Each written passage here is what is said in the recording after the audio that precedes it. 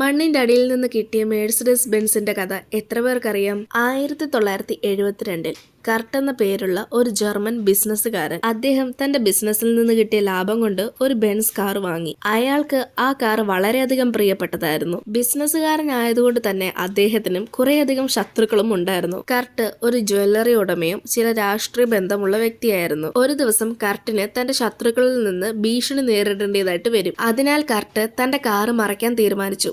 അദ്ദേഹം തന്റെ ഏറ്റവും വിശ്വസ്തനായ ഡ്രൈവറിനെ വിളിച്ച് പറഞ്ഞത് ഇങ്ങനെയാണ്: ഈ കാർ നശിപ്പിക്കരുത്, എവിടെയെങ്കിലും ഒളിപ്പിച്ചേക്കൂ. ഇതിനെ തുടർന്ന് ആ ഡ്രൈവർ ആ കാർ ഒരു ഗോഡൌണിലേക്കാണ് കൊണ്ടുപോയത്.